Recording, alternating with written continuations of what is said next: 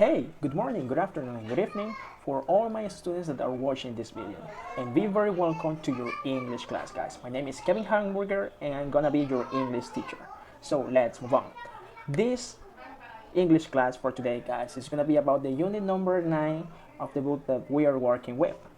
This unit 9 is about transportation. So we're gonna see all the vocabulary related to that topic, transportation, some collocations, and also useful grammatical topics to talk about this. So let's move on, guys. First one, some adjectives. Let's see what are those adjectives, okay? We have number one that says fast. All of you know what is fast, guys. It's the opposite of slow. That is another adjective that we have right here. The another one is safe, okay? Safe. And we have the opposite of this adjective that is dangerous, okay? Dangerous and safe, they are opposite. The third one, number 3, healthy, healthy. And the opposite that is unhealthy, okay? Number 4, easy, easy. Repeat after me, guys, easy. And we have the opposite that is difficult, difficult. Now we have green, green, okay? And we have the opposite, guys, that is polluting, polluting, okay? Now, number 6, convenient, convenient. And the opposite, guys, that is inconvenient, inconvenient. Now, the last one that is comfortable, comfortable. Remember, you're not gonna say comfortable. No, that is bad. You have to say comfortable, okay? And we have the opposite, that is, of course, uncomfortable. So guys, to talk about transportation, let's say in a country, in a city, okay, even in a town, we're gonna use this vocabulary referring to the different types of transportation and how they are. Let's say in a city, for example, it says cycling in the city is, and you can choose some of those adjectives to describe how cycling is in a city. You can say cycling in a city is fast, is healthy, is green, okay, and is convenient, okay, for the environment. But having a car and drive it is obviously in a city, okay, is unhealthy, is fast, okay, is inconvenient, and is comfortable, okay? Also, driving a car is a little bit difficult than that riding a bike or a bicycle in this case, okay, guys? So if anything is clear, let's move on, okay? Now, guys, we have a grammatical topic right here that is really easy because the only thing that you need to do is understand what is the difference between can and have to, and that's it. So I'm going to explain you that. I'm going to make it easy for you, okay, to understand it and apply it in a real life context. So let's go ahead and let's move on. Let's see what happened with this. Now, can and can't. We use can when something is okay or permitted. We have an example right here, guys. It says, you can use these bikes for free. Okay, so it means that it's okay, you are permitted to use these bicycles, these bikes, for free. Okay, they are not going to they are not going to cost you anything, okay, any penny, any dollar. You don't need to worry about it. Let's move on for the another part. It says we use can't or cannot when something is not okay or is not permitted. Okay, guys? For example, let's take a look at the second example. It says, we can't park in that parking slot. It's for handicapped. Okay? It means that this parking slot is for those people that has disabilities. Okay? Maybe they are in a wheelchair, okay? And they have some trouble, some problems too. Let's say in this case to walk. So that's why this parking slot is special for them. and not for us, because we all are complete, we all are good. So let's move on, guys. How can we construct sentences or phrases using can and can't? Easily. You don't need to conjugate, because as can is a modal verb, the modal verbs remains the same. Okay, so you're gonna use can or can't with all the pronouns in this case: I, you, he, she, it, we, and they. Okay, you can say, hey, you can take a taxi here, or you can say, hey, she can take a taxi here. You can even say, hey, we can't smoke in the hospital, or I can't smoke in the hospital. So let's move on for an example. It says, you can take the bus here every 15 minutes. Where? In a bus stop. Look at the image that we have right here. That is a bus stop. And then we have a clock marking exactly 15 minutes. So it means that every 15 minutes, okay, a different bus is going to arrive to that bus stop. Okay? Clear? Let's move on, guys. Now, have to and don't have to. What is the use? We use have to, guys, when something is necessary or obligatory. For example, hey, you have to use the seat belt anytime you drive. Okay? What is the seat belt? Remember that anytime that you get on a car, okay, and you sit, you're going to find a belt right here. This is to avoid you to, let's say, to die when you have an accident when you are driving or something. Okay, this is just in case. So you have to use it. It says that it is obligatory for you, it is necessary, it is mandatory for you to use the seatbelt anytime that you are driving. Now, let's go for the other part, the negative part. It says, we use don't have to when something is not necessary, guys, or obligatory for us. For example, hey, you don't have to wait for so long. You can go ahead and I'll reach you later. Hey, and that's it. This person is telling us that it is not necessary for us to wait for him or for her that amount of time, okay? Maybe 15, 20 minutes, because he's telling us that, hey, you can go ahead, okay? You can take advantage, okay? And I'm gonna be with you in maybe 10, 15 minutes, okay? And we're gonna be both there. Don't worry about it. So guys, let's move on. Now, how can we construct a sentence using have to and don't have to? This is really easy. For the have to, or the affirmative part, okay, we need to make some conjugations. This is not as the can. Right here we need to make some conjugation with the third person, first, second, and the plurals. For example, for the first person, second person, and the plurals, we are going to use have to always. But with the third person, that is he, she, or it, or when we talk about someone that is not part of a specific group, okay, and that person is not around us, okay, we are going to use has to. Remember, have to and has to. Okay, guys? So, we have to pay $10, or she has to pay $10. Remember, $10. Now, let's go for the negative part. Okay, to say it in negative way, guys, this is gonna be the same. We have first, second, and plural with have to, and third person with has to. But in this case, guys, we are going to use the negation, the present simple negation, don't or doesn't, according to the person. So we use don't, guys, when we use the first person, I, second person, you, and the plurals, we, they, and you one more time. For example, hey, I don't have to pay anything because it's for free, or it's free. Now, we need to use, guys, doesn't, or doesn't have to in this case, with the third person, he, she, or it. Okay, this is gonna be always like that. So we need to say, hey, he doesn't have to pay anything, it's for free.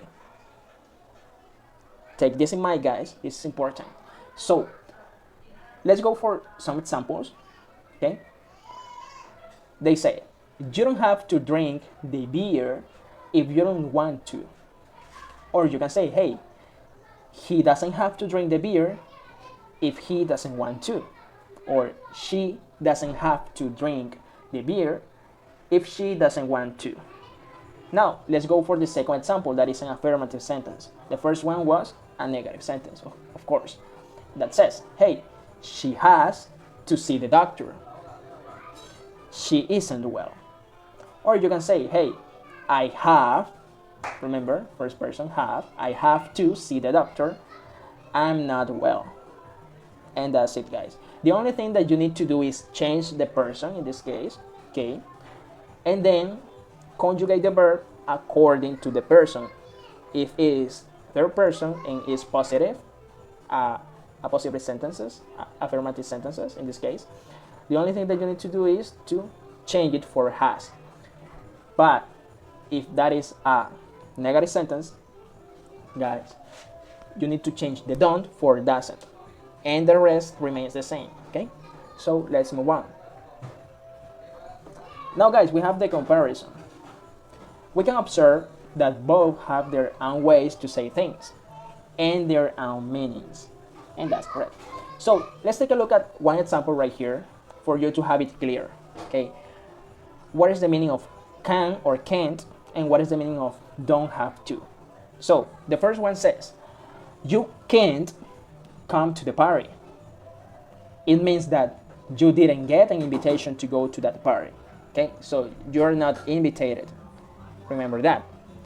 But if you say, hey, you don't have to come to the party, it means that you got the invitation, but it's okay to stay at home and not going to that party.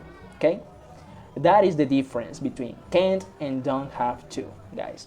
So can't is impossible for you, you're not permitted to, and don't have to is not necessary, okay, for you, it's not an obligation. And that's it, guys. Now we have another vocabulary that is about transportation collocations. So let's learn about this. These are groups of words that most of the times goes together.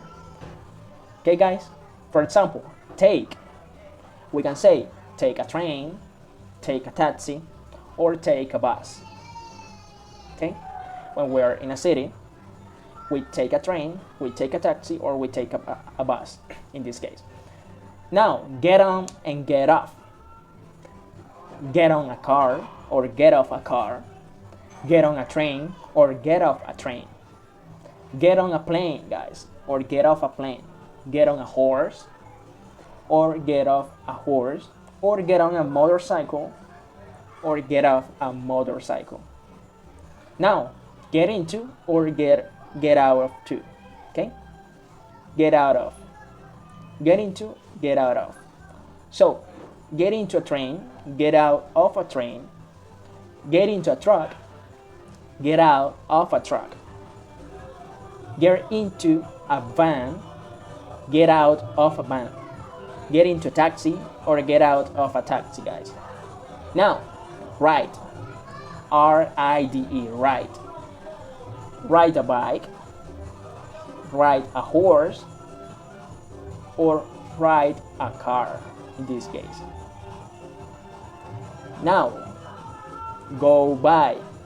Go by foot, it means to walk. Go by bus, go by plane, go by taxi.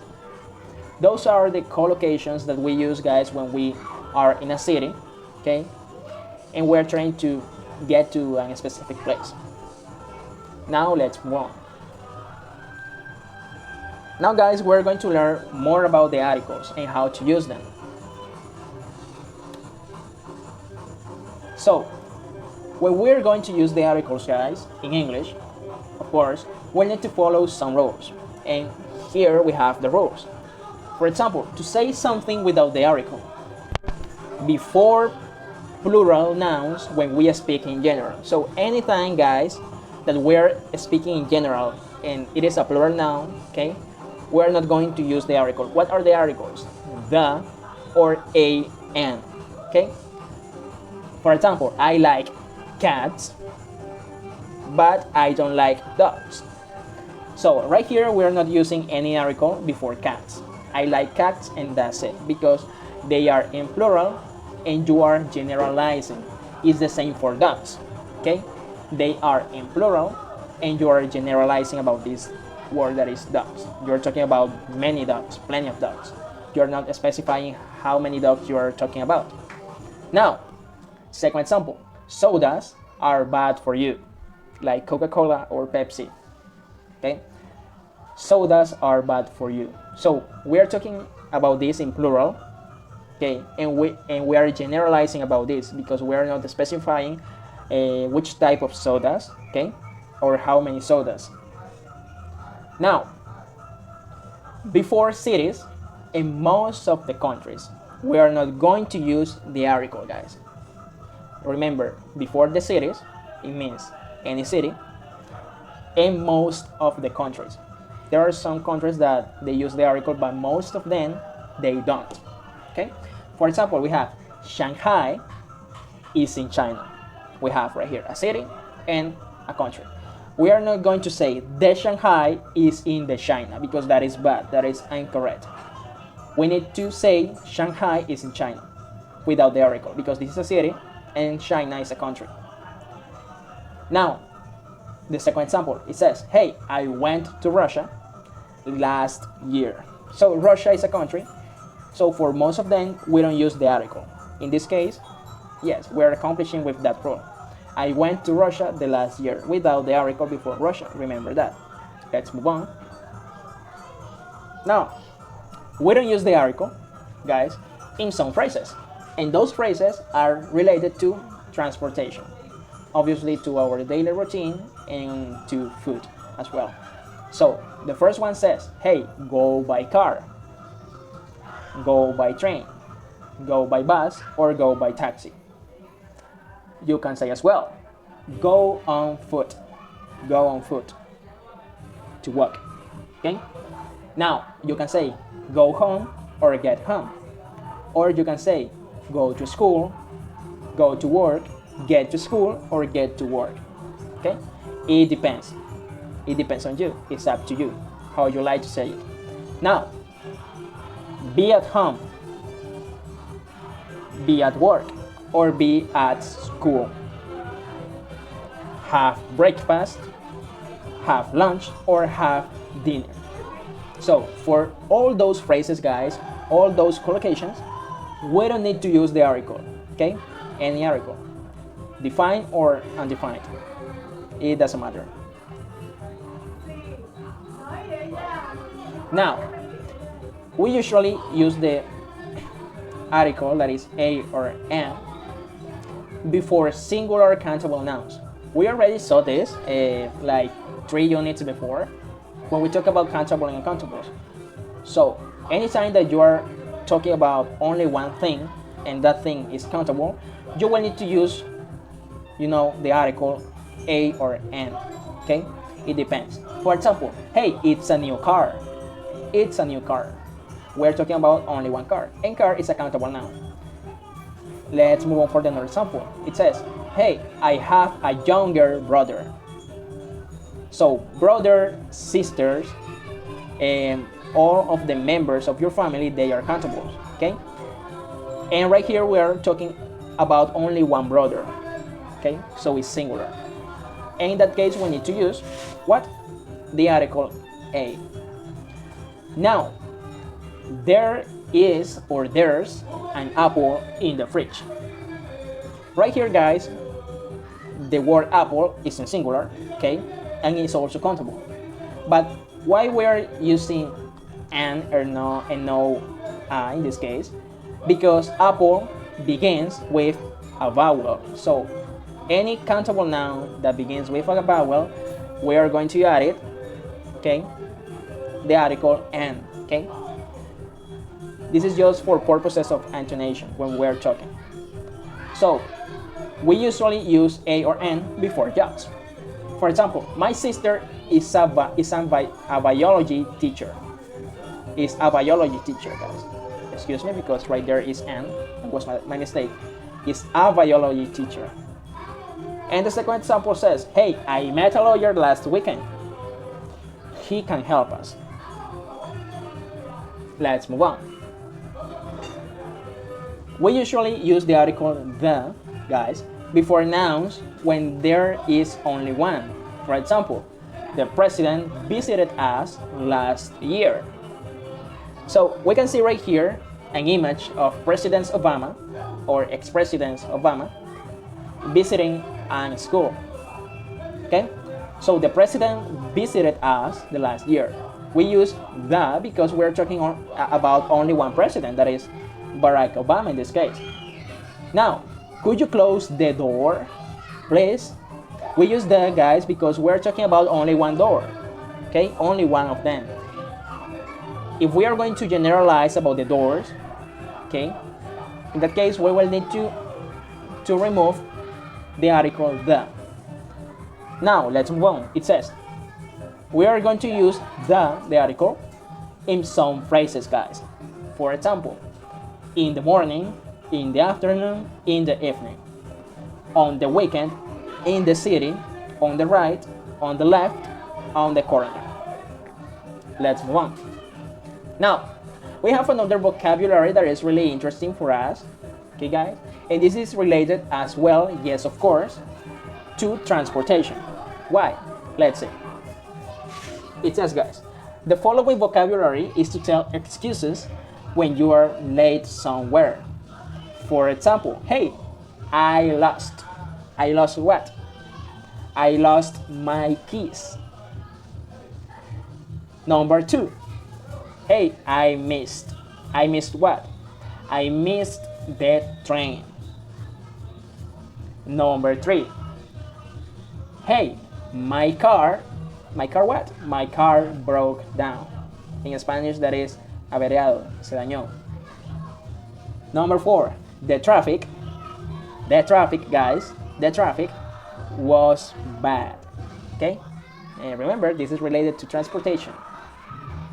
Or you can say, hey, I didn't hear. But I didn't hear what? I didn't hear the alarm clock. And that's it. Those are some really useful expressions, guys, when we're going to give excuses for being late in a specific place. For example, we have a meeting, we're going late to that meeting, okay? So once we arrive to that specific part, we're going to give an excuse. And we can use some of those ones that we have right here. Hey, I lost my keys, I missed the train, my car broke down, the traffic was bad, or I didn't hear the alarm clock. I think that the last one is the worst one, okay? So let's move on. Now, guys, apologizing. Beautiful.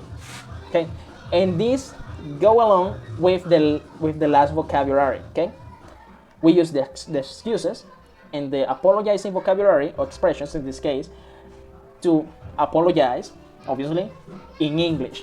So let's see, how can we apologize to somebody? How to say sorry? Hey, when we consider that something is happening because of us or it's our fault, we use to apologize. Okay, guys? So let's take a look at this.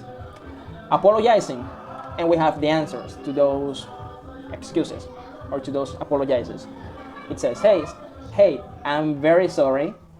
I'm really sorry. I'm terribly sorry. And I'm so sorry. Okay, so most of these,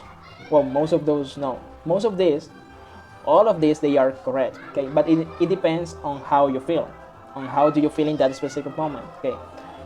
If you're feeling really, really bad for being late, hey, you can say, hey, I'm terribly sorry. I'm late for being late. I'm so sorry. You can say that. Hey, I'm very sorry I'm late. I'm really sorry I missed the meeting. Or hey, I'm terribly sorry to be late, and you can say that, and the person can say to you, hey, that's okay, no problem, or hey, don't worry about it, No, not really, it's fine. Okay, those are the most common answers. Or you can say it and that's it. Hey, sorry for being late, to be late, sorry to be late, sorry I'm late, sorry I missed the meeting. And that person, if they or if she or he want to answer you in a positive way, they can say, hey, that's okay, no problem, hey, don't worry about it. Or they can tell you, hey, no really, no really, it's fine. And that's it. Now let's move on for the last part of this chart that says, hey, I'm afraid. But what is I'm afraid? It's not like, hey, tengo miedo in Spanish, no. In Spanish, this means, hey, me temo que. Okay? This is to give reasons, okay, for you to be late in a specific place in this case. For example, hey, I'm afraid, and then you are going to explain the reason why you are afraid, okay, or why you were late. Hey, I'm afraid because the bus broke down, and I don't know, I was trying to run to here, but I find like a strike on the street and it took about 20 minutes to pass through, whatever. Or you can say, hey, I'm afraid I missed the bus, I missed the train, okay? You can say, hey, I'm afraid I didn't hear the alarm clock, I'm so sorry. Or you can say, hey, I'm afraid I lost my keys. But if the person that you are, talking to, they answer you or they respond you in a negative way, they can tell you, hey, I don't believe in you. Or they can tell you, hey, don't let it happen again. Okay, but what happened with this, don't let it happen again, or no, really, it's fine? What happened with those words? Let's take a look at this. It says, when you apologize, guys, say how you feel, always. Hey, I'm so sorry, I feel really bad about it, to be late. Okay? Hey, I'm so sorry, I'm being late, I feel really bad about it. You can say that. And I feel really awful. I feel really, I feel really sad for being late today. Please excuse me. Now let's move on. The next one says that when someone apologizes too much, guys, for example, we're going to see the example later. We are going to use, no, really, it's fine. This is only when someone, okay, apologizes too much, and that's it. You can say, hey, no, really, it's fine, don't worry about it. For example, we have right here a conversation, a short conversation. It says, hey, I'm so sorry, I'm late. And the person B say, hey, don't worry about it. But the other person continues, but I feel terrible for being late, please excuse me. And you can say, hey, no, really, it's fine. It's fine. That's it. So it means that you don't care about that person, about what the person did, okay, because he or she came late to the meeting, or I don't know. And the last one, guys, says, hey, use don't let it happen again, only when you're really, really, really angry because of the person, because he or she arrived really, really late, like 30 minutes, 1 hour after, okay, to the meeting, to your meeting, okay? So you can use don't let it happen again when you are really, really angry because of that person. Okay, guys, and that's it. This is all for today. I do have to say thank you, guys, for coming today to this virtual class. Okay, guys, so see you next virtual class. Okay, guys, bye bye.